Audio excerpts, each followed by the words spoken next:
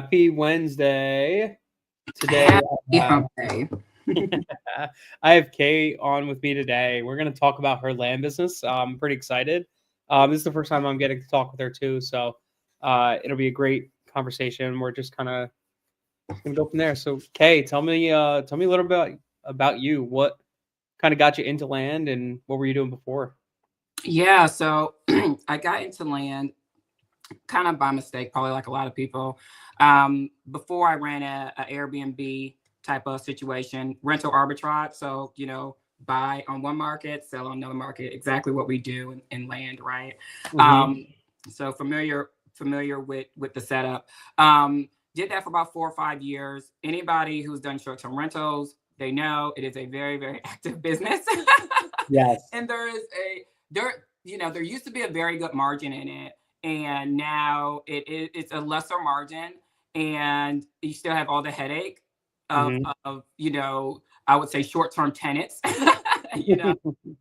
and all the overhead. And so after doing that for a while, I think similar to the land industry, after all the COVID money was pushed out and everybody was buying everything and everything was good across all businesses, right? The market started to correct itself, and that's when we saw those tight margins. And if you weren't operating a lean machine, you weren't going to last too long. There were, tons of companies like Stay Alfred that got a lot of VC funding, and they went berserk, thousands of units across the country. And when the market changed, unfortunately, they just went belly up, So that in that business, it taught me the importance of running a lean business, to be honest with you. And I'm able to take all I learned from that into this business. But back to your question, about 2023, I bought a piece of land, tiny 0.15 acres, right outside the city of Charlotte. And I was going to develop it. So I own some properties. Most of the properties that were in the short-term rental business were rented. And I'm like, okay, I'm gonna get this piece of land. I'm gonna build on it. And I'm gonna sell the house because I think development is cool, right? And so I paid for this course and linked up with a local successful developer here, and he taught me and showed me the ropes.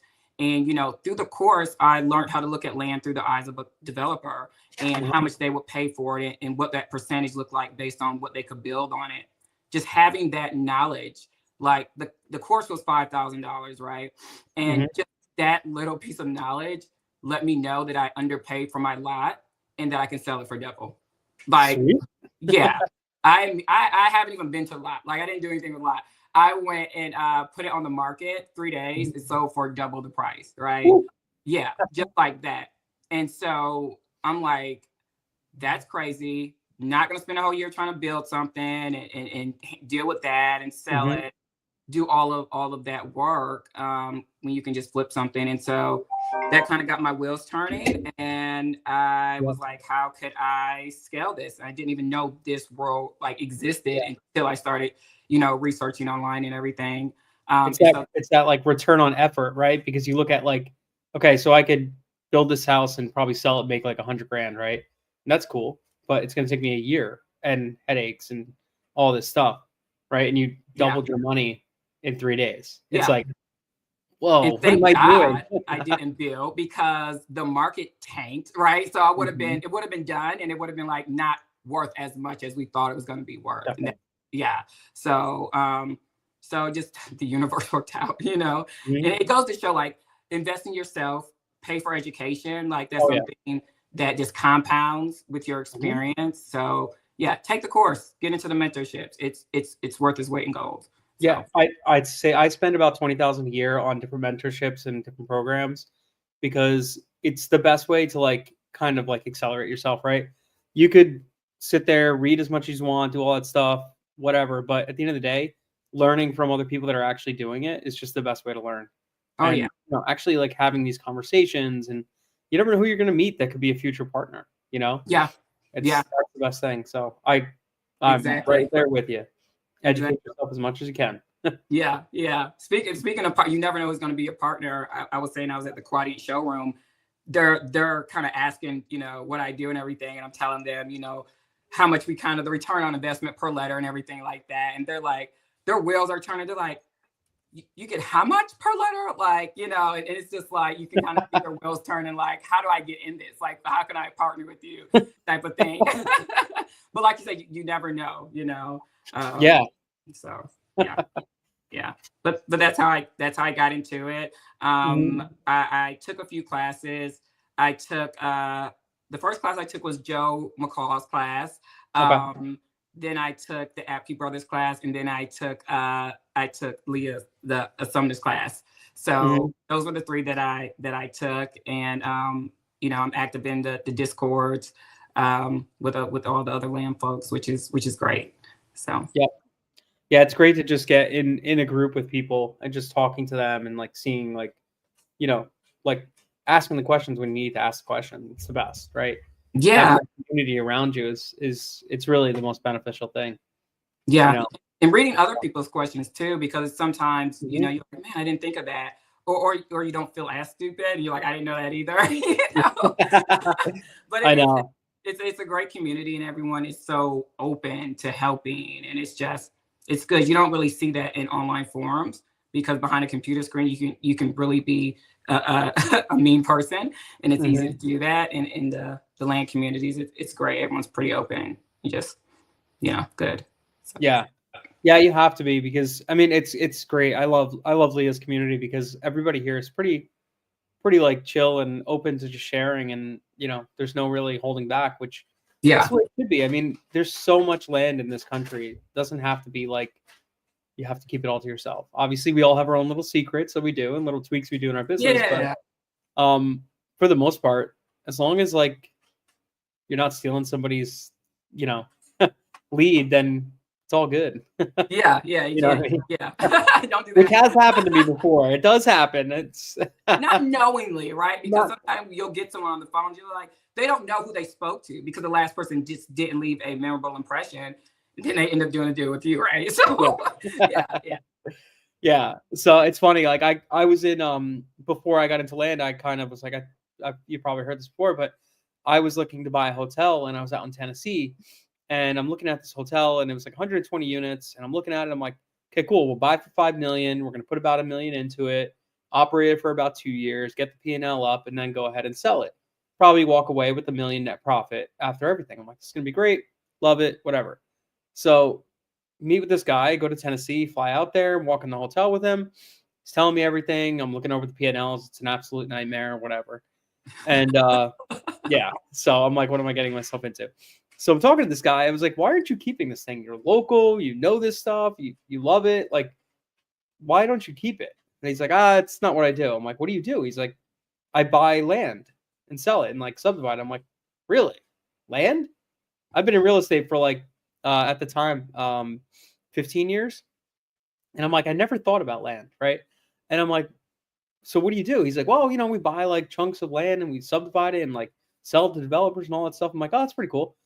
He's like, I'll show you tomorrow. He's like, here, you know, he gave me his car and I was driving around. He's like, tomorrow, meet me over here. I'll show you one of my developments. I'm like, cool. So I get in the car, driving, and he brings me up to the side of this mountain in Tennessee. And he's showing me like all these things, and he's showing me all the plots. And he's like, yeah, so we bought the side of this mountain for $400,000. And he's like, and then over like the next 5 years, we've been cutting them up and selling each lot on seller finance. And then I bring in the builders. The builders come and build these like 6,000 square foot Airbnbs. And then, you know, whatever. And then people rent them out and they come and stay here and whatever. I'm like, oh, that's pretty cool. I was like, that sounds awesome. He's like, yeah, I've made about $12 million so far on this one. And I was like, wait, what? He's like, yeah, it's 12 million. Yeah. He's like, yeah, I made about 12 million so far on just the land. I'm like, on land. And he's like, yeah. I was like, so you're not doing any of the buildings? He's like, nope. I was like, you're not doing any of anything? Like, you're not, no tenants, nothing. He's like, nope, just the land. I sell it, I hold notes, and that's pretty much it.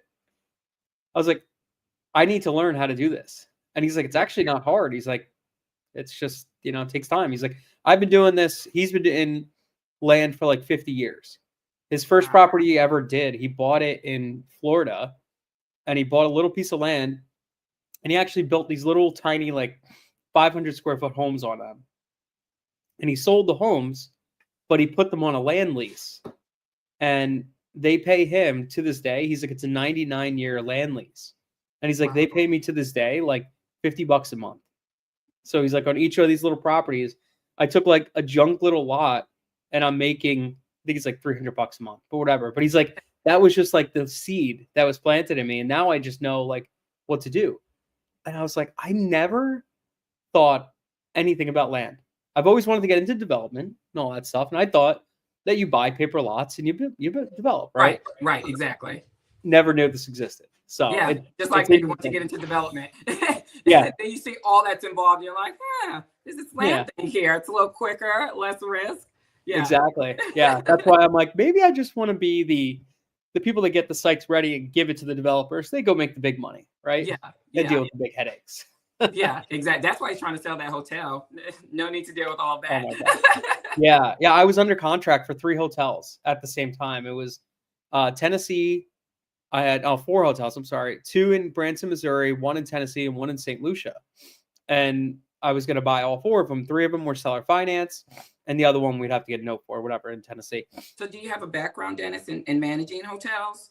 No, so I had a partner that does, and they're kind of like into that. So that's the thing. I actually met them in another mentorship that I was in, another like real estate mentorship, and then we kind of went all in and started partnering up on things. And so we were like, okay, cool, let's do this. And then after seeing this, the land stuff, I was talking to my partner now, Rob. I met him in the mentorship too.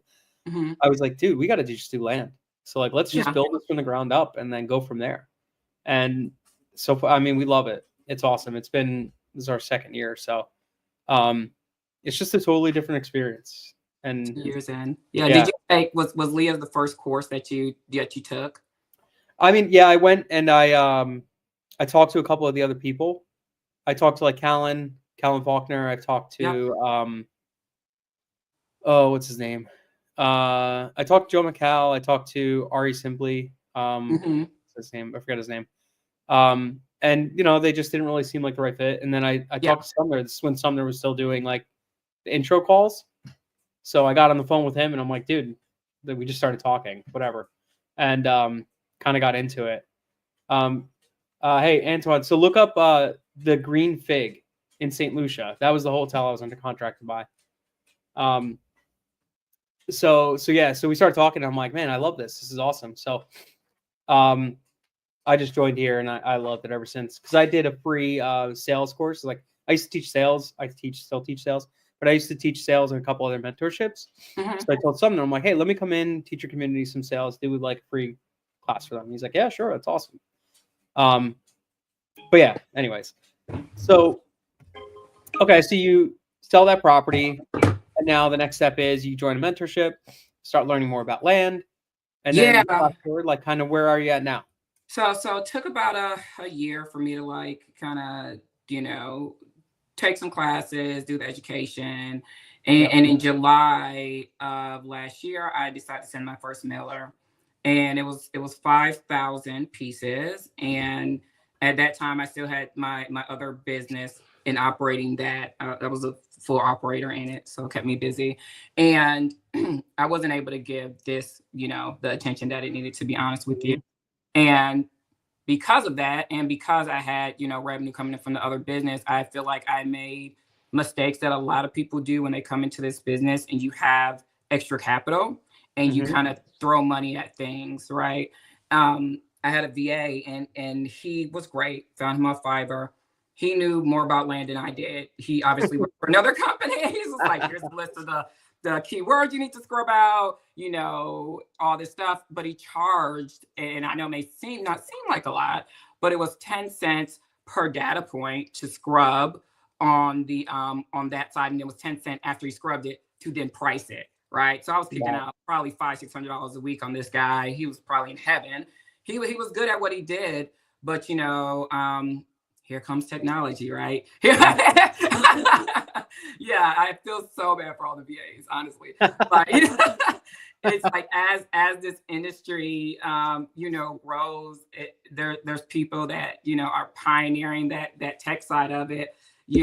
Like Sumner with Land Insights and making things that took a very long time just much more efficient.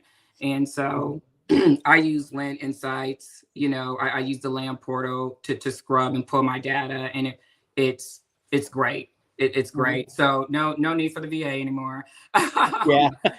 Yeah. But that was my first mailer in July. I used Rocket Print. I had no idea I need to get an answering service. So I'm like out at one of my short-term rentals, and like one of the cleaners had like called out or something crazy. So I'm in there cleaning, right? And these gloves on, and like my phone starts blowing up. And I'm like, what is this? And it was leads from my mailer calling my cell phone. I had no idea how to answer it. So I'm just answering and trying to, do my best. And I'm like, man, okay, so I need to get an answering service because this is not going to work, right? Yeah. So ended up getting Call Porter, and I chose Call Porter because their answering service only answers for real estate investors, whether wholesalers for houses or vacant land. So they know the lingo, they know what an easement is, they're familiar with, how we talk, and went with them. They were good. It linked up with my CRM. I used Pebble, so the integration was seamless and easy. They were affordable. But what I noticed when people were calling in is, they would do the little intake form. I would get the lead into Pebble, which was great. And I wasn't able to really get them back on the phone as much as I wanted to. Like getting that person back on the phone was a thing. And so I said, I need to cut out Call Porter. Oh, really? Yeah. And my ops manager and good friend who worked in the operations side of the Airbnb this with me, she was just like, put me in. I want to get into this. I want to do it. Like the first phone call she answered, it was a one-call close. And I was just like, that was the first deal we had. And that 5,000 mailer. And it was kind of a spray and pray type of thing. My VA kind of looked up population growth and those kind of metrics and just kind of like picked some counties, and we just did it that way. Sure. He scrubbed the best he could, but there was some wetlands and landlocked stuff in there. And so we got a good amount of crappy calls. But that was my first deal, I guess, in the land industry after taking courses. And it was like a buy for 60, sell for 120 type of deal. Nice. Got a funder for it, and I'm going to say to date, that's my worst deal because it took 5 months to sell. And I ended up having to split 50-50 with the funder. But needless to say, it sold for $100K. So $40K spread. Had to split that with the funder.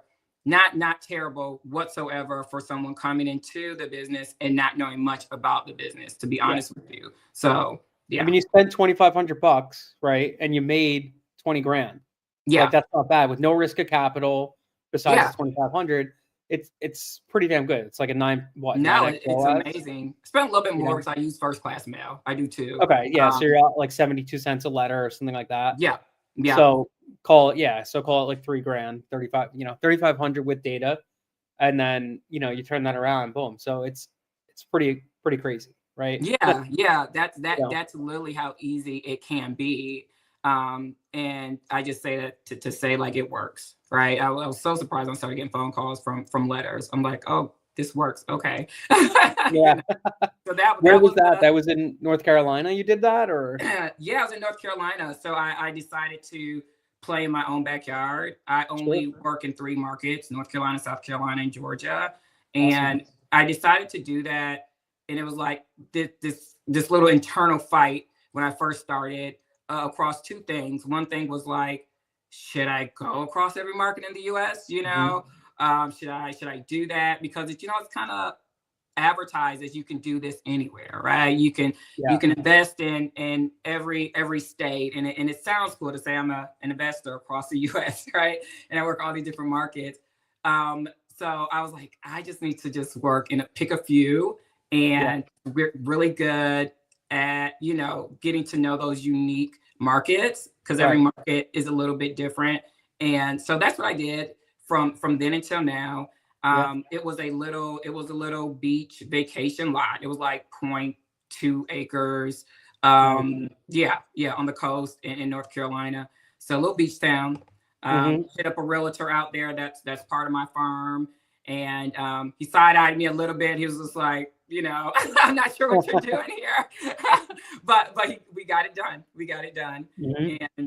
And I put him on a 6-month contract. I think that's something that I learned or heard in one of the groups. And I'm glad I did, because month 5 rolled up and he messaged me. He's like, okay, got a buyer.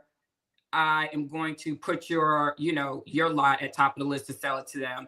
And I'm just like, he's like doing this favor for me is kind of what he made it seem. And I'm just like, no, it's because your contract's about to run out. That's exactly what it is. Yeah, that's exactly what it is. Yeah. And I'm like, okay, good job.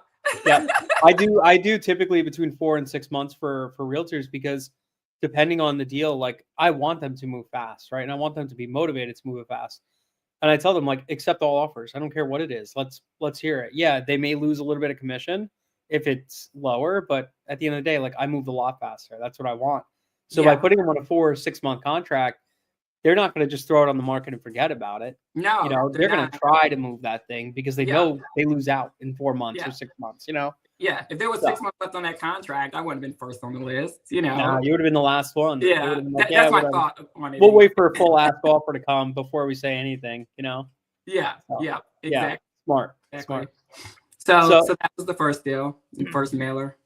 That's awesome. So you kind of like, that's the smart thing to do too, is like, my business is Cash for Land USA, right? And it's not necessarily that we named it that because we're going to do deals everywhere across the US, right? The reason why we do that is for SEO and marketing, right? Because now anybody who Googles sell my land cash in the US or whatever, sell my land cash, I come up, right? That's the whole point of it. Yeah. That's why like that's my business name. But we primarily do North and South Carolina. That's our like main 2 markets.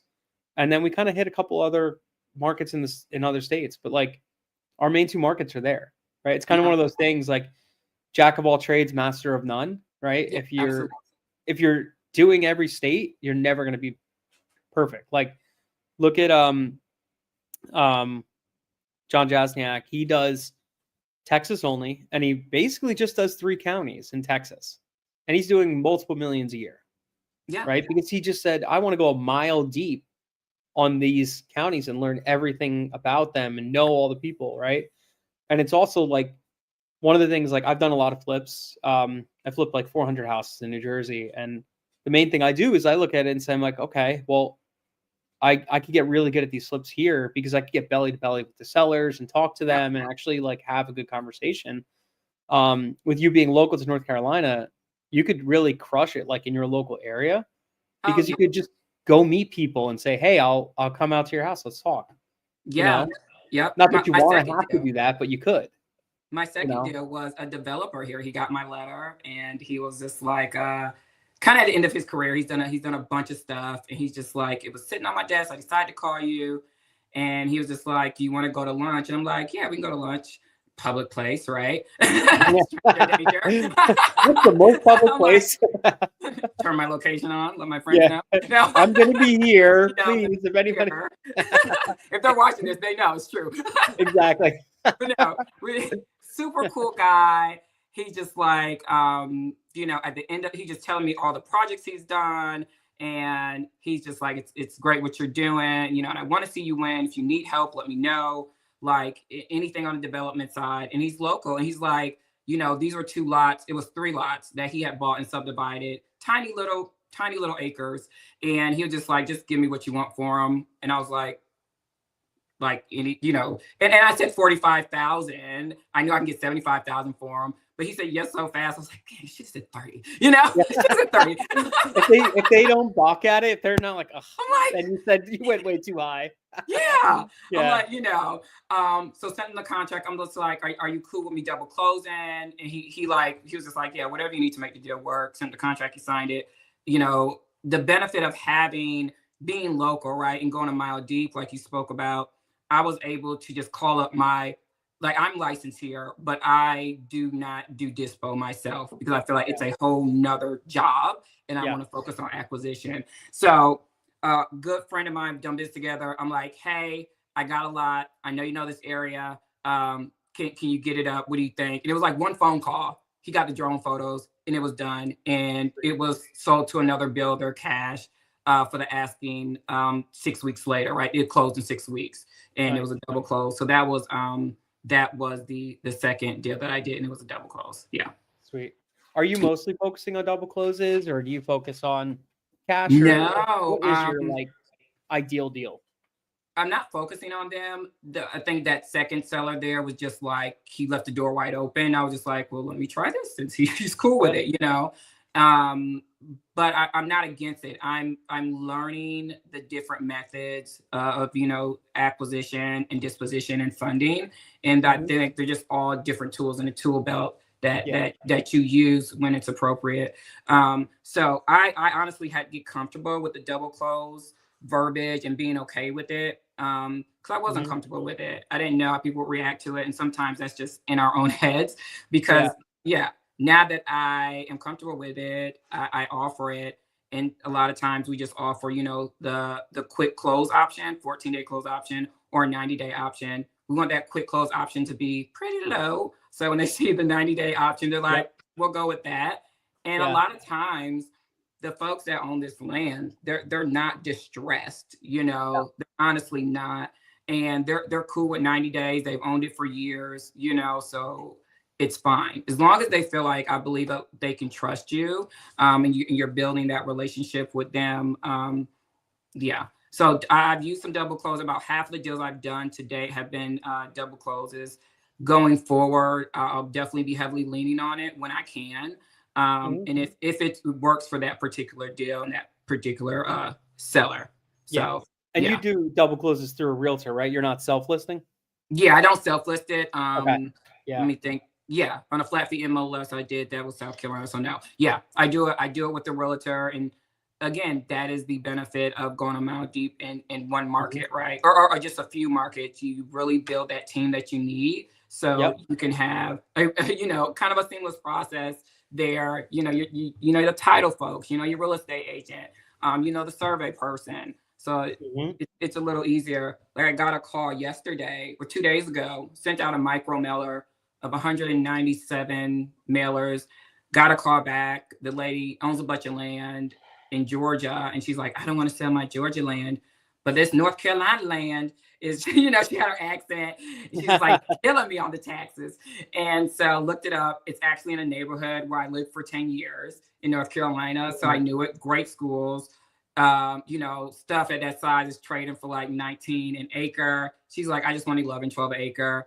Even just doing a flip, it's beneficial. I called my realtor. When I emailed my realtor last night, he emailed me back this morning. He knew the regulations. Like, just like that. He's like, it's going to be a major because it's 1 in 5 parcels.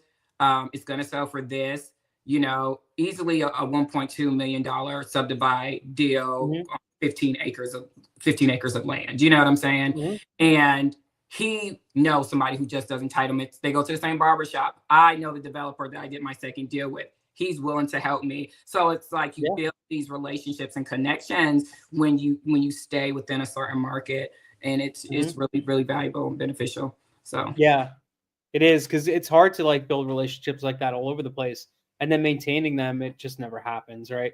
Yeah. So that's why it's really good to kind of like stick with a few select markets, you know. And even still, like, I operate in North Carolina, you operate in North Carolina. We're probably mailing the same data. Yeah, we're gonna have totally different results, which is crazy. It's just like, you never know. Like, I have a friend of mine that he's mailed a county, and I've mailed the exact same list, and we got completely different leads. Yeah, and it's just how it happens, right? I think it's great. I think it's great because I think that it like we're the people who open our letters, if you do direct mail, right?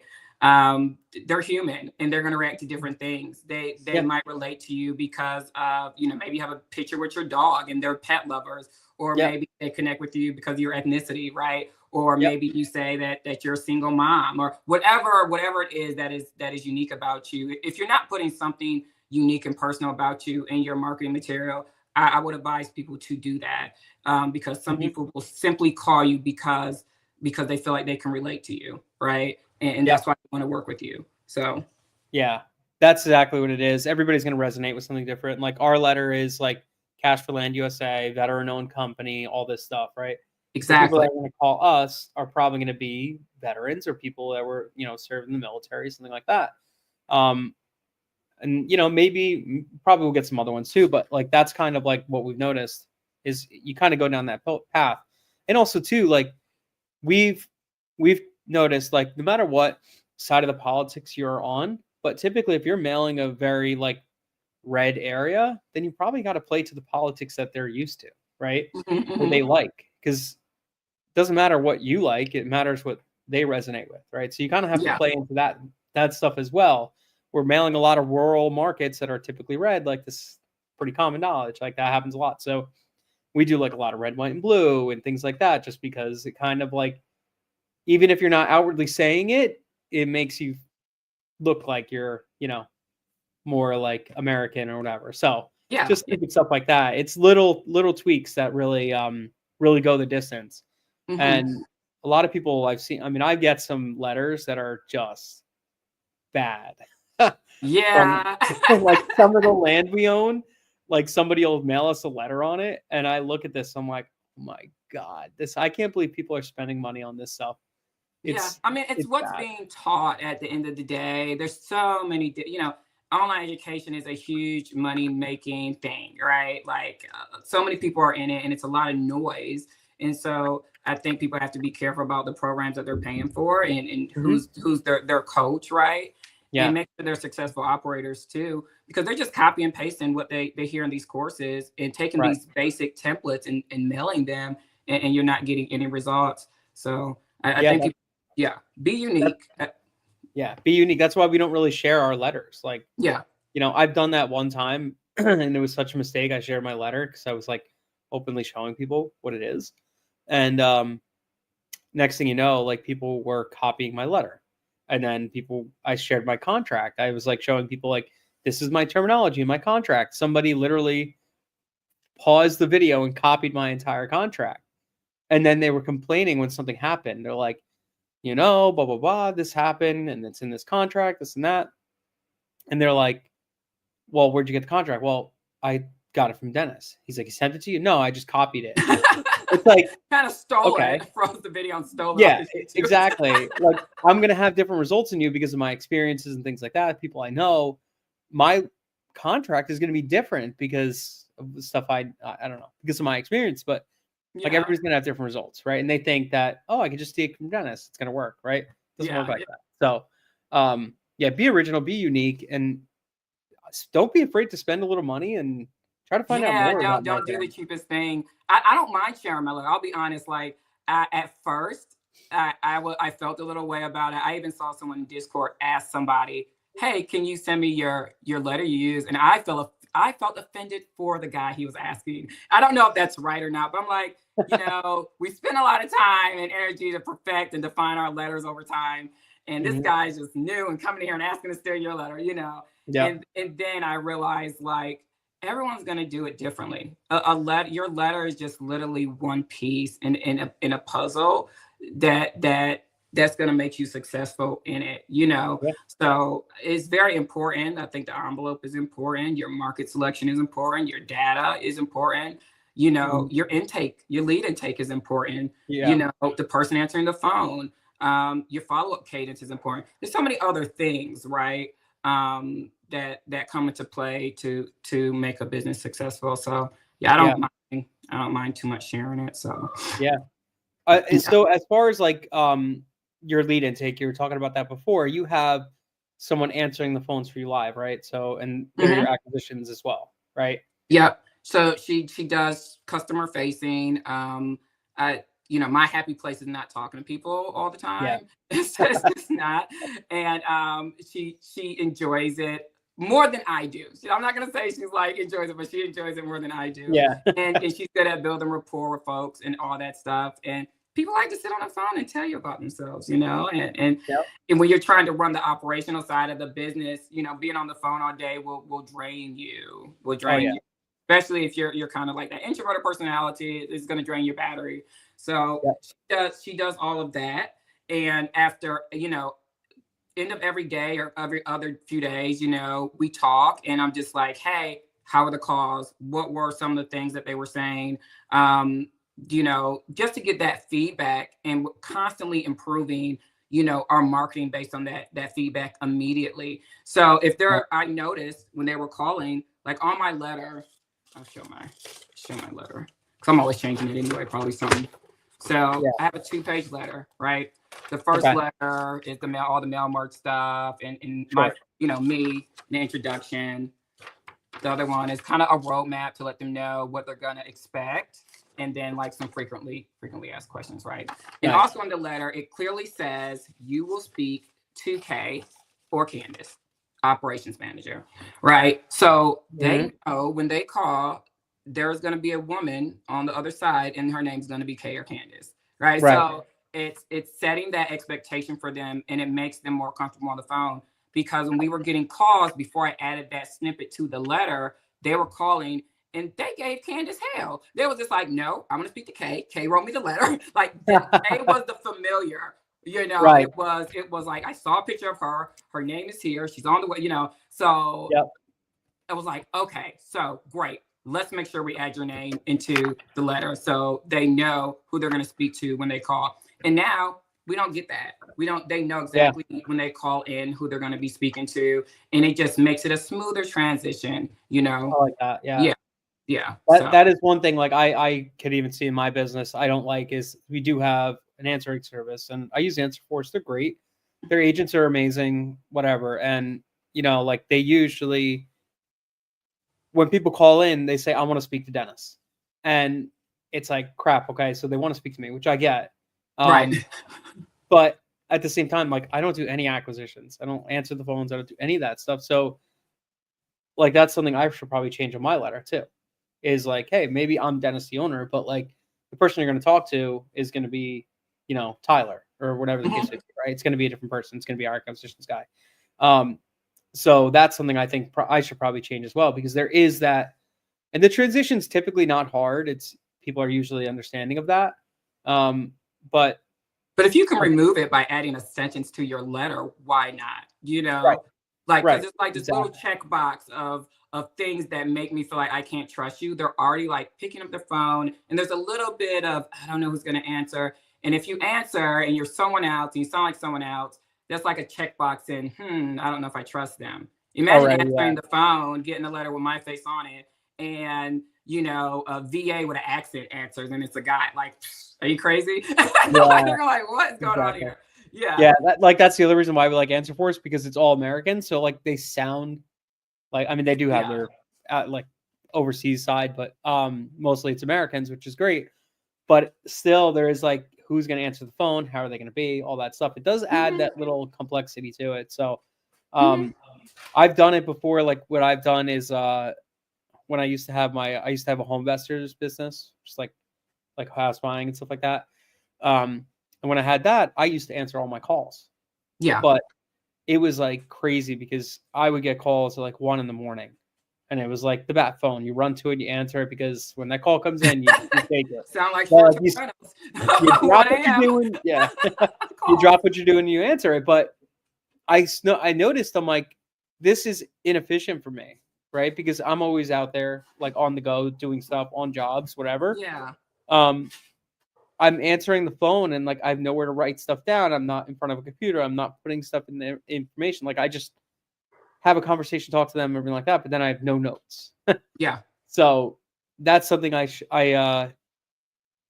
probably get back into, is like having a live answering, but make sure obviously it's one consistent person, and then also making sure that the person they're talking to is the person that they're going to be working with, right? So yeah. All the way through all the way through, closing of title. Candace stays with them. I do the comping part of it. We let them know in the letter, hey, we do range letters, and it's like, hey, we pull batches of data just to let you know this is an approximation. Once you call us and we speak with you, within 24 to 48 hours, you'll get a final offer. So it's setting the stage to know what to expect when they call in, who they're going to speak to, and when they're going to get their final offer, right? They know kind of some of the questions we're going to ask. And I think that allows someone to be comfortable when they call in, and just they know what to expect. So in 24 to 40 hours, it's comped. We have buckets in our CRM. When it comes in, she creates the deal. It's in one bucket. That's why I know it's my job to comp it. I comp it, tag notes in Pebble, move it to another bucket. She takes it from there, and you know, it's a pretty good process. So Nice. Okay, so 20. Can you see my gray sweatpants? Yeah, like slightly. Oh God! Like if I would have known my pants were shiny, I would have did black. Like, can I zoom you in? Let's see. No. No, it's fine. I'm like, man. No, you're good. You're good. That's the best thing about this business. You can do it in your sweatpants. Oh my God! Like, yes, I had the matching gray hoodie with like the strings. I was just like, let me put on the black shirt. You know. I mean, look at me. I'm in a sweatshirt and a hat. Yeah, like, that's part of this business is just putting on the comfortable clothes and working from home, make your own schedule. Absolutely. Exactly. Yeah, because I'm always like going on and off job sites and stuff like that. So like for me, this is what I wear because walking on a job site, I'm not gonna wear anything else, you know? Like, yeah, exactly. in a business suit. But yeah, no, it's that's the best part about it. So okay, cool. So with have you considered like any like adding an answer service for like off peak hours? Like if Candace's like your working schedule is 9 to 5, right? Like so AnswerForce has like a thing I could be online, take calls live. Yes. So I could turn that on anytime and then boom, you know, when they call in, Tyler could answer if it's between this and this schedule. But then outside of that, because we get calls sometimes at like 2 a.m, right? Yeah. Do you? Yes, yeah, not from a lot. Owners in the same like time zone as you? No, some of the owners like they're West Coast or Hawaii, so okay, they call okay. when it's convenient for them. And yeah, sometimes it's like 2 a.m. East Coast, so it's like okay, it's a little late. Yeah, a little late. That's why. That's why I'm just like I'm doing my time zone in my markets because I just don't want to deal with that. That obviously may change later, but yeah. I noticed like coming from short-term rentals, like you said, 2 o'clock, someone's blowing you up because they can't figure out getting into the place or whatever like that. In land, to be honest with you, people call during business hours. Like we may get a call or two on the weekend, but we use open phone and we have a very nice female voice on there that I got it done on Fiverr, very cheap. And it's a live recording, this lady, and it kind of says, hey, these are our hours. We missed you. Leave your reference code that's on the top right of the letter. And people do it. They leave a message or they send us a text and with the reference code on it. But it's really not a whole lot of volume outside of business hours, which is fantastic. And I love that about this business. So, I explored that option with Call Porter before I cut the service with them. They said that we could do something like that, like maybe on the weekends they answer or after certain times. But honestly, I found that we don't need it as of yet. So, yeah. I think it's when you hit your volume too, like when you're sending 20,000 letters and stuff like that. When you're hitting like higher volume, your calls are going to be totally different. You're going to be inundated. Yeah. Because like what are you seeing now is like your response rate for so when I first got started, I used Rocket Print. And we did so in a 4-month span, July to October, we did about 14,000 mailers. We got 60 contacts from that. So either they were calling in, they were texting in, and then we got 5 deals from that. And I ran these numbers just recently. Okay. And in November and December, now granted, today is only January 8th. So everything that was mailed, in December, it hasn't seasoned really. Right. We did 5,846 mailers. We have 40 contacts from that and 9 deals. I switched my mailing up in November and December and started mailing from home and I stopped using Rocket Print. And your return address is here? It's in Charlotte. It's a Regis Charlotte address. Okay. Yeah. What kind of address is that? Like a mailbox or is it like? No, it's a real office. Yeah, it's a real office. I wanted to get I wanted to make sure that I got a address that I can get Google verified because I know that I was gonna like really ramp up the online presence in a positive way. Like everybody I deal with, I'm asking for a Google review. The surveyor, the guy who did the perk test, the drone photos, like, any seller, like, because, like you said, when someone gets your letter, they're going to Google you, period. Yep. They don't know who you are, right? Yep. And so you want that presence to pop up in a positive way. And so it does And that's why anybody just kind of getting started and they're wondering like what virtual office to get. Um, get something that when you Google it, it doesn't show up as a UPS store. Like I see those, and you're doing yourself a disservice with that because people get so much junk mail. And if the return address looks a little fishy with like the, XYBC, like all that's after those PO boxes, like it doesn't help build trust with the owners, to be honest with you. So get an address that you can that's not overly saturated use, and that you can get Google verified at with a little postcard and all that stuff. So you can start building an online presence. I think that is super, super important because they're gonna Google you. Oh yeah. So you rented like a what is that, like a work share kind of office? Yeah. Mm-hmm. Okay. Yeah. Gotcha. And is that like that expensive, or is it a couple $100 a month? Or it's like $132 a month. Wow, that's not bad at all. And mail goes there, everything like that goes there. All my return mail, because I use first class, which is another reason why I like first class mail is that it's fast. First of all, I can go to the post office, literally drop mail in on Monday and get calls on Friday. Like that's how fast first class mail is. Because I'm mailing in the Carolinas, that's where I am, right? So it gets there really quickly.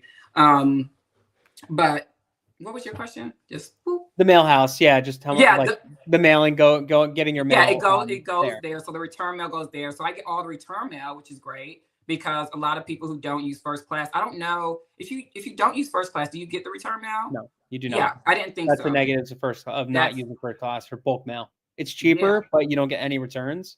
And I don't think it forwards. The forwarding address is so it's worth upping your spend and doing first class mail. You get the return. You can take the return, go on your CRM. Because if your mail is not hitting, no one else's mail is hitting. Nope. So now maybe I need to email them, right? Or maybe I need to call them, or maybe do a little skip tracing with them and get another mailing address. So that's the really great thing about first class mail, getting return mail. So Regis office. I can go up there. They receive my packages. I go up there and talk to them. They also send me my return mail once a week, so I get it at my home address too here. So that's awesome. Okay, return address is important. So that's basically local to your house, you're saying too? Yeah, it's up the street. Right. So so you could stop in, grab your mail whenever you want. That's awesome. Like that is a really good tip. I honestly that's something also like we've been back and forth with, but because we're in I'm in New Jersey, my partner's in Utah. I would have to have one of those two addresses to make it work. But at the end of the day, it's not that it's not the end of the world. At least it's a real address, right? So a lot of people talk about I should set up a mail hub in North Carolina, a mail hub in South Carolina, a mail hub over here, a mail hub over there. It's okay, but at the end of the day, like you said, you don't have a real office. It's not a real legit business. That's why it is a good idea to do that. I do like that idea. It's all about the perception, right? You get that local address that's on your mailers, that's on your website. When people Google you, that address shows up. And so it gives the feeling of that brick and mortar, real trustworthy business. And it's you've been there. So spend $100, $150, I don't know what it is, in other places, and get an office space like that, I think it's worth it too. So like you asked for Google reviews and stuff like that. I think that's one of the best things people could do is ask for that stuff. So every time I close a deal, I send a box of cookies, right? I'm sure you heard about this stuff, but I send a box. I gotta try those cookies. I know. I've been hearing about these. Text me right after this. Tell me your address and I'll send you a box. But we send a box of cookies, and I've raised private capital through there. I get Google reviews. I get whatever I want. She does. Awesome. It's my wife's business, so she does cookies, handwritten note, whatever other stuff you want to stuff in the box, and ships them right out, gets their door. And then the best time for somebody to give you any kind of feedback, anything like that, is right after they've had, some kind of event, right? They've just made money, they sold the deal, whatever the case may be. That's the best time to ask for a review or ask what they're doing with their money, because they're going to want to work with you. You just built that trust with them, right? And you just gave them $100,000 for, to sell a piece of land. Now they just made $100,000. What are they going to do with it? Right. Yeah. So she writes a handwritten note, and it'll say, hey, it's great working with you, blah, blah, blah. If you ever want to work with us again in the future, please let us know. If you ever want to put that money to work, give us a call back. Boom. They call me back all the time. And they're like, hey, what does this mean? Like, how do I put my money to work? And I start talking to them. And last year alone, I probably, raised a couple $1 million just with that That's stuff. awesome. And it's such an easy thing, like, because you've built that trust. They already trust you. Now bring them back in. Like, then they kind of see like how the business works, and then you put their money back in the deal and then pay them back in 4 months. They're like, wait a minute. I just made more money on the same money. Like this. Yeah, they're loving you. They're loving you. Yeah, exactly. So when you're raising money, is there is a fund formally, or how is that set up? No, it's 1-to-1. So with debt, any kind of debt type of deals like this, because it's an individual asset that you're going to be buying and selling, it'd be like a debt fund, right? So to do that, okay. Yeah, with any kind of debt fund, it's a lot of like back and forth and paperwork. So we just do one-offs with promissory notes. So like every time I'm in a deal, a specific property. It's always to a Got specific property, because when you do it to a specific property, they have controlling interest too. So like, let's say, well, not controlling interest, but they have interest, right? So like it's a first position debt, just like a regular mortgage is. So let's say anything ever happens, we default, I could just take that and here you go. I could pass them off the property and they own the property now, and that's it. I would just quit claim deed it to them. So that's why I like doing first position debt only. And typically my lenders are bringing in 110% of the capital. So they'll bring in the total raise plus closing costs and a couple other extra bucks. Okay. So it works out great for me, works out great for them. Everybody's happy. So awesome. we could talk more about that stuff too. It's definitely beneficial. So as far as your mailing campaign, so you're not using Rocket Print or anything like that now, right? Are you doing in-house? Like you're packing your own mail and all that stuff? Yeah, I'm in-house. I do everything, the mail merge, the print, all of that stuff. I have the paper cuts to prove it. And but the goal. Do you have like a letter folder and stuff like that, or? Yeah, so like I was telling you, I went to the distribution center for Quadient, and that was the reason why I went. I got to look at all their equipment. They got like 50 of my mailers. They demoed it out. I got to see what other companies are doing, their marketing material. There's so many different ways to market a direct piece of mail. Like, and that's why I say there's more than Rocket. I don't feel like Rocket Print give you a good like consultation. They just kind of print whatever you give them, to be honest with you. Right. And that's what they're for. But there are other little boutique mail houses that will help you kind of design or kind of talk about what works and what doesn't. Like direct mail, cold calling, these marketing channels that we use in land, they have been around for a very, very long time. Yep. So they are tested. There's research out there.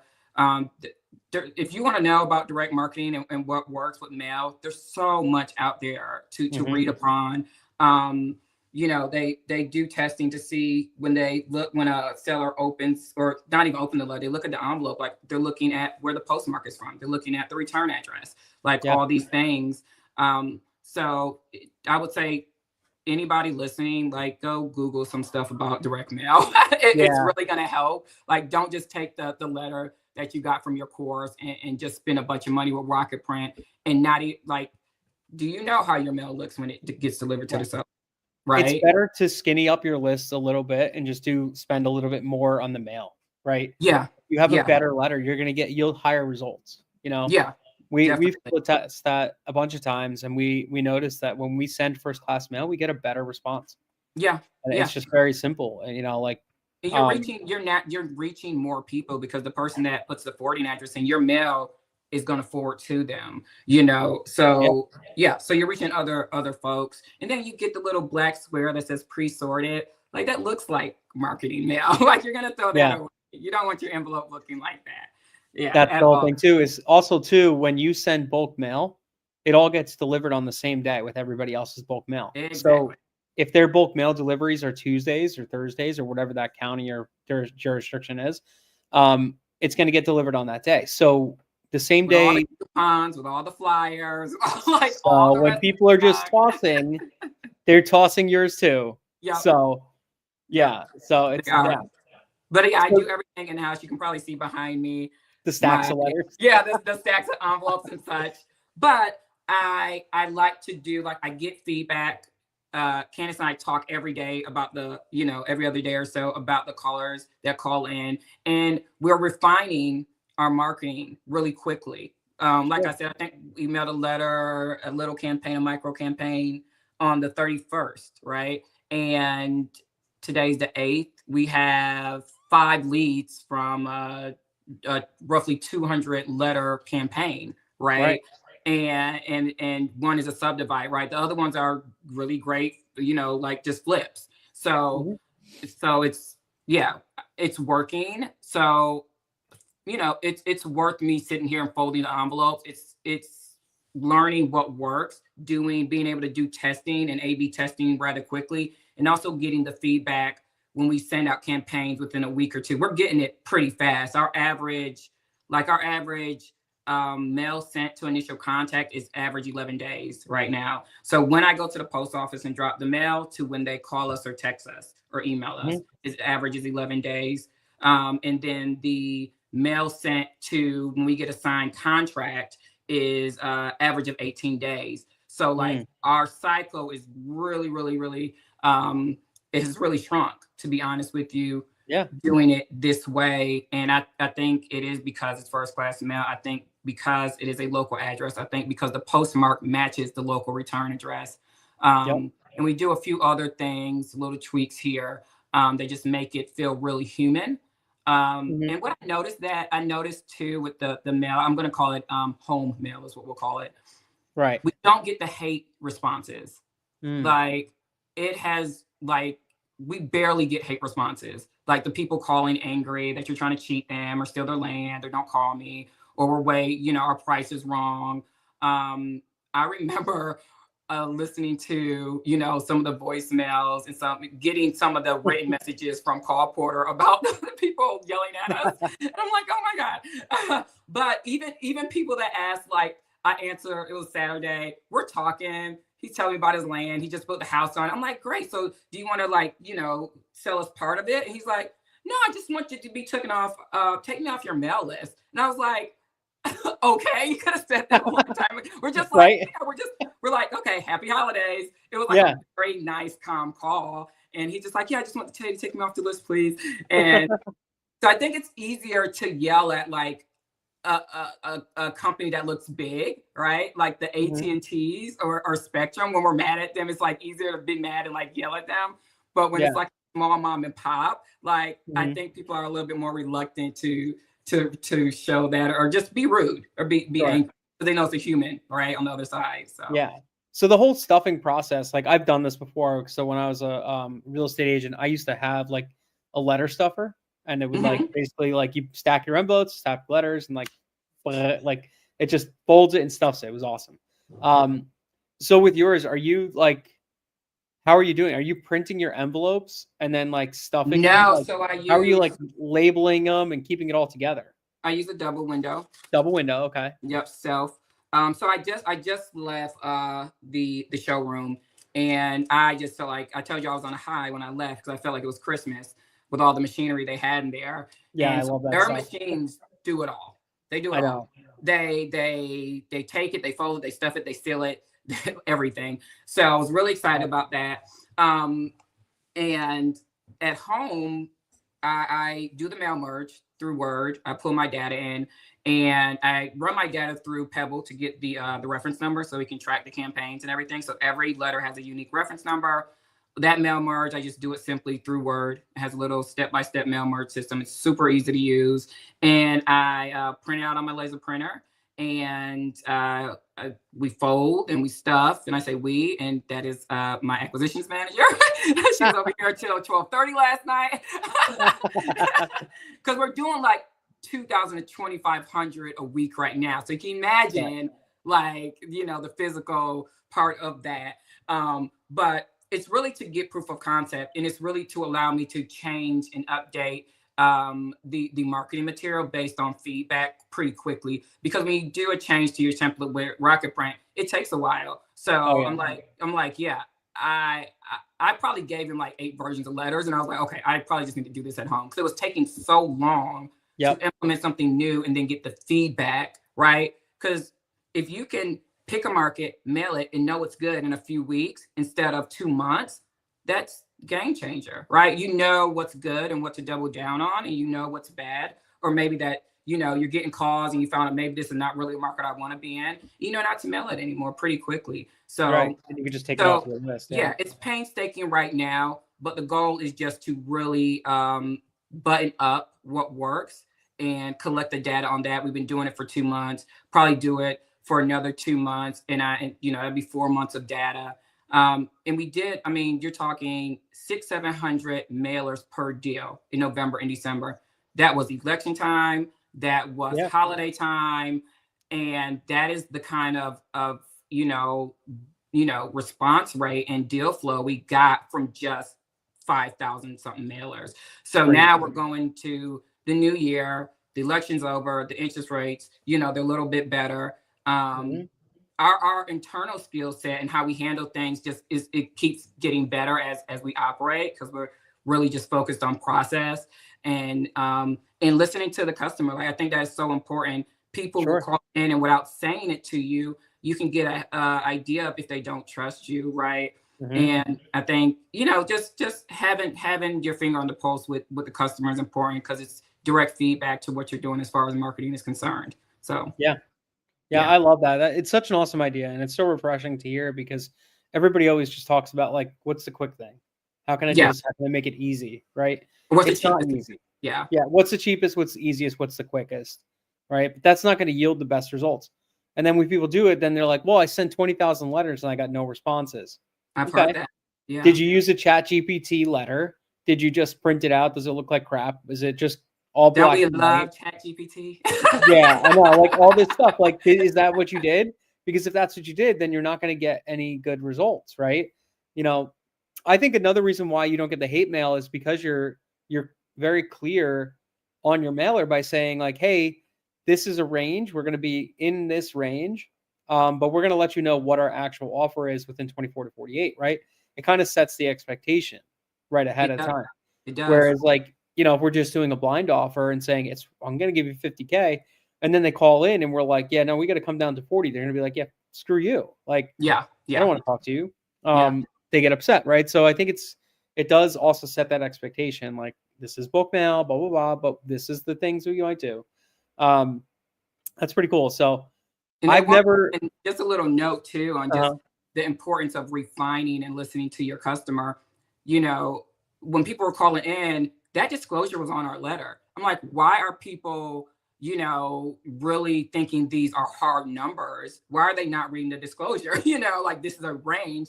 And found out that, like, we need to place it in a different place. So now, we place it right under the offer. We place it, like, right there, that little part right there. And so now we're seeing that they, based on the folks that call in, that we're not really getting that pushback. They understand that it is a range, and they understand that we have due diligence to do, and we're going to come back to you with this firm offer, right? These two offers, whether it's a double close offer or a quick close offer. And we're going to tell them why too. We tell them why, and we kind of do like a quick little due diligence thing. The great thing about Pebble, and shout out to Pebble and Jesse, is that you can create your own custom fields in the properties. So when we import our data, we import everything. The land portal provides slope, if it's septic or not, if that data is available, just everything.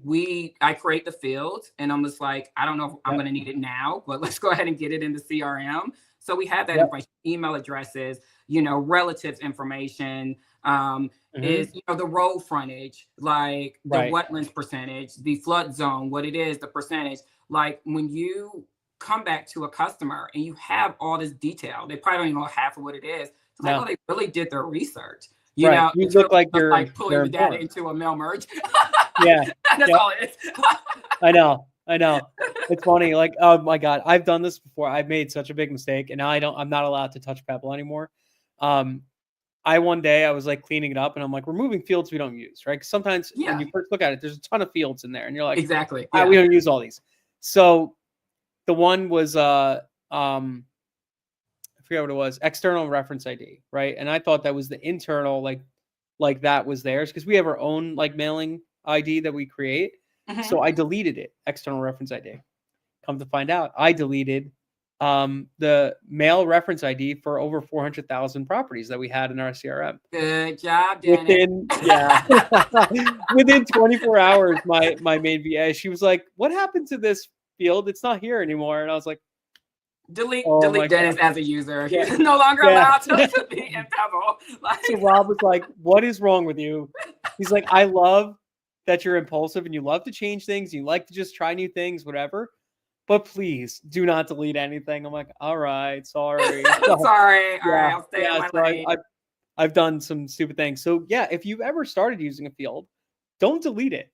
Yeah. Little word to the wise.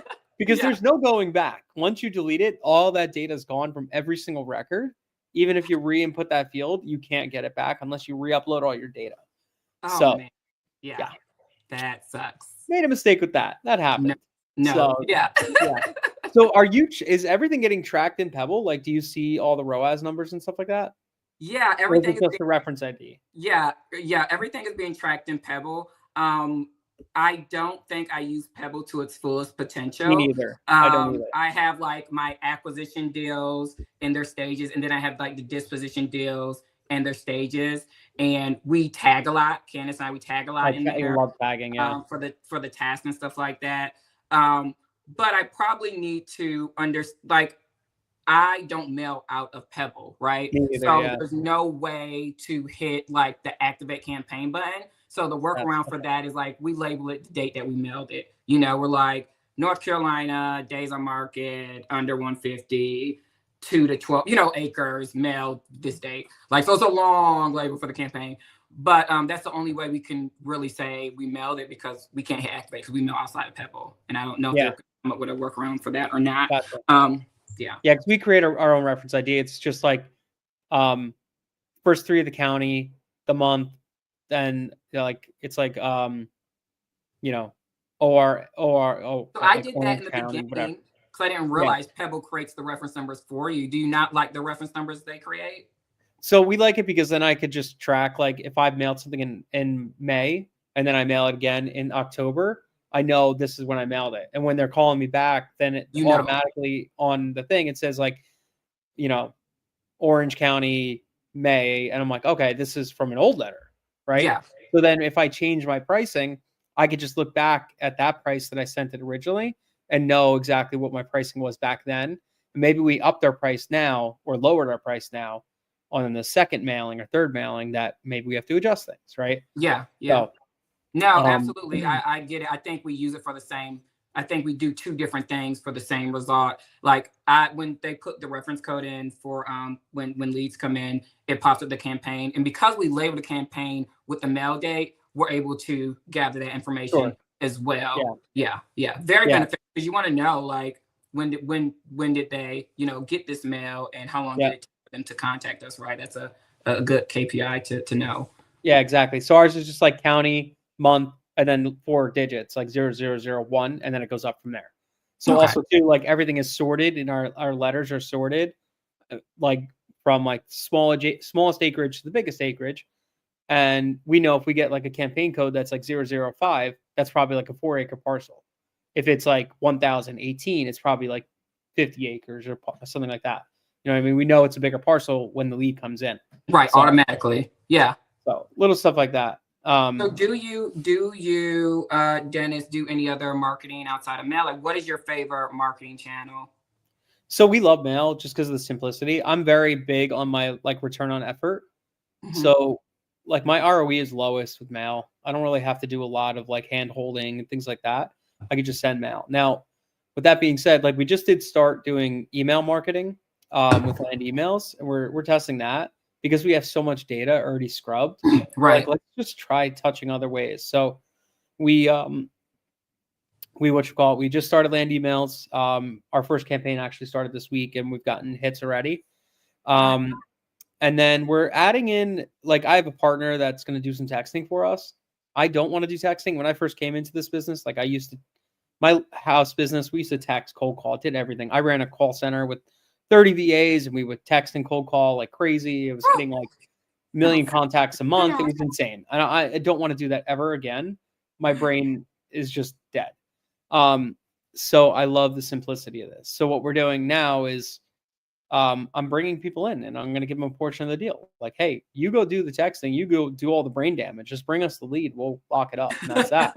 You know what I mean? And like that to me is a better thing. So we're just starting that. But me and Rob have been talking and we're like, you know what? Like, we love mail. I think it's one of the most timeless types of marketing. And it's never going to go away. Like there's restrictions and changes that happen just like they did in Georgia, but it's nowhere never near going to go away. like text Nowhere messaging. near the same as like like whatever, like texting and all that stuff. So I'm like, okay, cool. So why I want to focus this year, like our number one goal this year is becoming so damn good at direct mail that like nobody can compete with us. That's like our main goal. So we're going to go a mile deep with direct mail. Yeah. That's exactly what we're going to do. We're going to go a mile deep just on direct mail. Our KPIs have been so low because we just kind of like, we scrub and we do all that stuff, but we spray and pray with mail and we don't follow up. Like our KPIs for letters have not been that great. You do not spray and pray with mail. You're a land insight user, Dennis. You don't spray and pray. I know. But like the way we touch things and the way we look at things, it's kind of like a spray and pray in a way. We scrub the crap out of stuff. Like we'll pull data, and after we pull data, we still scrub it. I have it's a 20-point checklist, and every single parcel gets categorized into a point. It costs me, my average spend on that is 3.5 cents per record. But they're literally going in there, pulling up the property, looking at the 3D map, looking at the property, checking the road frontage, doing all this. It's all manual, checking everything, making sure the name is right, making sure the address is right, everything. And then if it's wrong, they input the right address, everything like that. So I have 2 full-time VAs that just do that. And that's all they do, right? And what they do is they categorize all this land for me. And then it tells me like, okay, well, I only want to mail the 1s and 2s.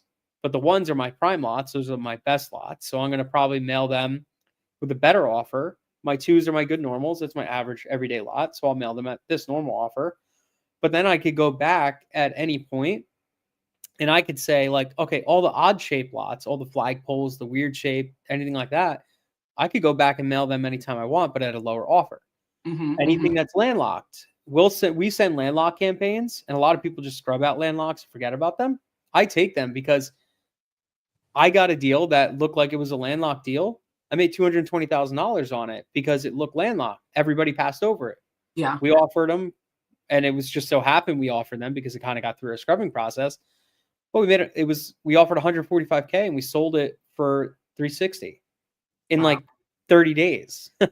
So it was just crazy. It's like all we needed to do for that was just update the easement. Simple as that. Yeah. Simple as that. Update the easement. We made 220 grand, and it's crazy. So we mail neutral letters to landlocked properties, and we'll say, hey, if you have access to your parcel, we'd be interested in talking and discussing, purchasing it. If you are indeed landlocked, then, it's not going to be a good fit for us. But either way, give us a call, right? Yeah. And they'll call us and, see what happens. So, but those we focus on like above 40 acres in certain markets, things like that, not just like a whatever. Yeah. But our KPIs right now for mail has been like, it's about 2,200 to a closed deal. It could have been better, but we're strict. I've been a lot more strict in the actual deals we're buying lately. And like we're listing properties as soon as we get it under contract now and gauging the interest in the market. And if we don't get good interest within 30 days, we cancel the contract. Whereas in the past, I would just go through and buy it and then just sit on it. Now I'm like, no, I only want to buy stuff that has interest. So if I don't get any interest in 30 are you doing that in South Carolina too? So South Carolina, we've listed a few like that, but I don't love doing it in South Carolina because of the, you're not supposed to double close kind of rules. Yeah, so I was texting with Jack Brokerless guy. Mm-hmm. Yeah, and he said he will list if you get a signed and notarized attorney in fact from the seller. Yeah. he will do it. And that is under the only circumstances. He was just like, I'm gonna tell you this, but these are the only circumstances. Like, it needs to be, they are fully aware, what's going on. And the thing is, the second layer of that, though, right? Say if you do get that contract signed, a lot of the attorneys in South Carolina are not going to risk their license for you if you don't know them, if they don't have a relationship with you already.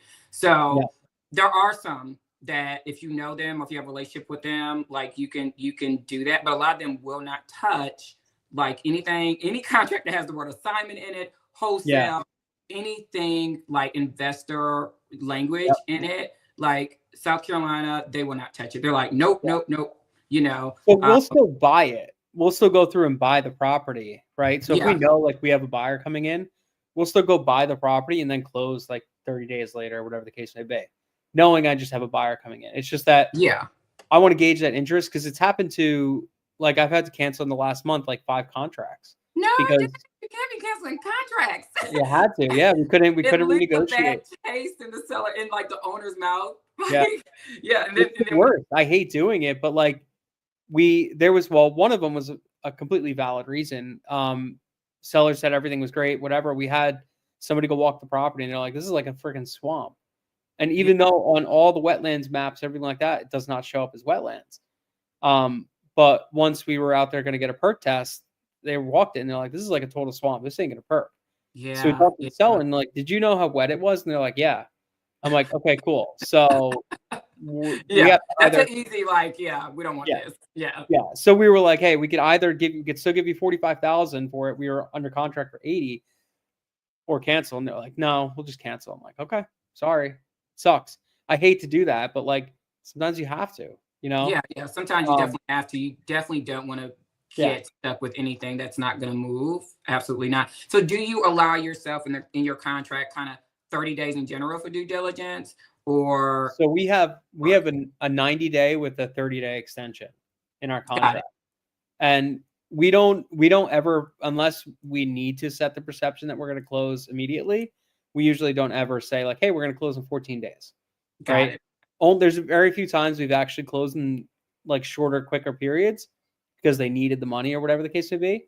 But for the most part too, that's a big red flag to me if somebody's like, I need to close in 14 days. Right? It's like, how come you've owned this for 25 years? You randomly got a letter from me, but now you need to close in 14 days. Are you the actual person? Right? I lost there you go. Sorry. No, you're good. So like, that's the whole thing. Like it does raise a red flag. So I do look at those when people say stuff like that. So yeah, I don't think I've ever had someone that's like, I gotta close in 14 days. I don't. But we get to be a little bit thirsty. They're like, we're trying to buy this pickup truck, so if you can do this before the end of the month, that'd be great. Sure. But I haven't had like that distressed person yet. Yeah. But then I also target, like, of course we'll get parcels that are less than this, but we try to target stuff that's at least $40,000 market value and up. If we happen to get some smaller ones, we'll do them if they make sense. But that's what we try to target and stay around. So that's awesome. Sweet. Yeah, it's awesome. I love it. So what's your last question? Then we'll call it, and we can do another one if you want. So what's your like average cost to mail like from home? I mean, besides your labor and everything like that. It's about $1 a letter, $1 to $1.10, because I'm playing with a few different things. Yeah. So it is a higher cost, but I mean, 700 letters to a deal. Our average deal is like a buy for 30, sell for 65 on average. Yeah. So it's after paying fees and funders and stuff like that, it nets about $20,000 after everything is said and done. So I mean, that's crazy. I don't know. It kind of feels illegal. I know. I'm just like, you're making money out of thin air. Like, you don't own the inventory. Well, you own it, but not for long. Temporarily. Like, you don't manage any inventory. You're like, it's so, I just think this business is so incredible, to be honest with you. Like, if you can get it right, and it's something that you can just repeat. And that's the really, really great thing about it. I haven't done like a subdivide. I've only done like flips. And I think we're coming up on our first subdivide here soon in North Carolina. So I'm really, really excited about that. So yeah. That's awesome. Yep. Now you got to start your dirt wall. Is that what that is? I thought it was like seasonings or something. I collect jars of dirt from every deal I do. Must cook. No, I do cook, but Okay. no, these are all jars of dirt I collect from each deal I do, and I have cool. I have a whole box of them that still have to go up on the wall. I love that. That is so cool. Yeah, so funny. I always thought those were seasonings. Nah. So each one is like a different deal, and you can see like all the dirt's different. And then I put a label in here of what it is, the profit, and all that stuff, just so I could like look back. I used to have an office, and I had like a plank from every single house I flipped, and that was like one of my walls is like a plank from it. It's pretty cool. So things where are the planks now? I don't have them. That was my old office. Oh, okay. I didn't keep much of though. But yeah, that's like I love doing stuff like that. It's just I don't know. One day I'll just make like an entire floor to ceiling wall. Yeah, that'll be really, really cool. Yeah. So, but awesome. This is great. I love it. I love the way you're going about this business. It's great because like everybody could do things differently. Like I love the simplicity of my business. I only work like 4 hours a week, maybe in it. And you know, we still do deals. We did last year we did over $500,000 net profit. And it's like I really didn't do too much. Right. Yeah. It's kind of crazy, you know, and like this year our goal is to hit 1.5, and I think we'll probably hit 1.5 with me working about maybe 30 hours for a month. So that's like for me that my return on effort there is like insane. So yeah, you know, I think the way you're doing things, obviously you're putting a little more effort in the front end, but it's like to hone in your process, and then you have infinite scale. No, we have the it won't be for long. We're doing it the hard way. It's a temporary thing. Kind of tightened up. I'll invest in the equipment. There's equipment that does this. You know, so I won't have to do any of it, but you know, pull the data and pick the markets and all that good stuff. So but this year 2025 goal 1.5. Do you see that being made up of subdivides or just flips or value add projects, or what do you see that made up? I think it's the 1.5 is basically just for flips. That's our goal for flips, because our average deal is about 39,000 profit per deal. So to hit that, it's really not that hard. And then we're gonna also stack in subdivides as well. So you know, subdivides that's a different sector. I'm not including that because the KPIs are going to be different. Right. It's going to be different. The timelines are going to be different. Yeah. It's almost like a separate entire business. So that's why like that's one. This is two. Exactly. So, yeah. So to support that kind of volume, just being new, right? What kind of team do you believe? I guess what kind of deal flow do you need monthly to get to that 1.5? And what kind of team do you have, or do you think you'll need, or you need to get there? For acquisitions, I think it's probably going to be acquisitions manager, lead manager. And then for assistants, we probably need, we have 3, and that's pretty much where we're going to be at for 3 assistants. So it'll be a team of 5 full-time employees. We're going to be adding in also a transaction coordinator that also deals a lot with like the relationship between realtors and things like that, title companies, all that stuff. So that's 6. And then myself and Rob. So 8 people total. And that should hit us with the revenue probably somewhere around, I think we'll probably hit like a rev of like 3.5 to 4 million. And then the 1.5 will be our net. So be the net. Yeah. So for new folks listening out there, like at what point do you think if they're doing everything themselves? And I'm a big advocate, just by the way, when you start this business, to do everything yourself. I think you need to understand the inputs of your business, the outputs of your business. You need to know what good looks like. And so I think you need to do everything yourself. Somebody new and they're scaling, at what point, you know, do you say, okay, now's the time to invest in an acquisition manager or a leads manager or whatever team member would you give that person? Acquisitions manager, I'd say when you're getting so one acquisitions manager can handle 100 leads per month, right? On average. So I would say you're going to need something like probably anything over 40 leads per month consistently. That's when you could probably look into acquisitions. If that's, like if you're also running other sections of your business and that's not your sole focus, above 40 leads, you need a full-time acquisitions, I think, or at least part-time. And then above 100 leads, you need full-time acquisitions plus a lead manager or some kind of assistant, right? For that acquisitions manager to help them with comping and all that stuff. I definitely think that. So the number one hire, though, I think is a generalist VA, because the data side of things can get you so bogged down. You need somebody that's going to take that data off your hands and allow you to focus on the bigger things, right? I priced a lot of lists and I pulled a lot of lists and I understand the data side of things. That's why I'm like, okay, now I know what I need to hire for. Right. So generalist VA is like number one, generalist data. And then after you've gotten that honed in, get your mailing good and all that stuff, then that's when I would scale into like, okay, let me look at acquisitions. You already have acquisitions. So you're good, right? You're kind of working like backwards engineering this, right? In a way. So you're taking every process and figuring out how can I make this more efficient by learning how to do it myself, and then know what I'm looking for when I go to hire, right? Yeah. Because you know what a good mailer looks like. You know what KPIs for a good mailer should be. So when you send it to a good mail house, if they're not within like a 20% margin of your current KPIs, there's something wrong. Yeah. Right. Yeah, definitely. So, yeah. Yeah. That's the like the smart thing about what you're doing, because you could really like hone in on stuff, which I love. That's awesome.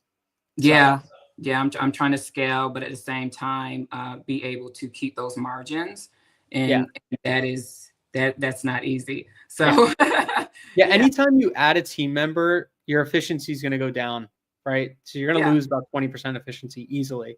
So like if your KPIs were like you 700 to a deal, now they might go 900 to a deal, but then you change acquisitions, you're probably going to go to 1100 to a deal, just because like there's little things that get lost, right? When I'm on the phones, it's one call closes, things get moving faster. Our contract rate was like 1 to 7, right? For every lead that came in, I was closing it. Like contract to purchase is 1 to 7, right? With an acquisitions manager, our contract rate is actually lower. It's like 1 to 11 right now, right? I know that it's lower. I could doing better, but my return on effort goes up. So it's like, okay, where do I want to be? Am I okay with losing a little bit, knowing my time is well spent doing what I want to do? Or do I get in there and try to make things better?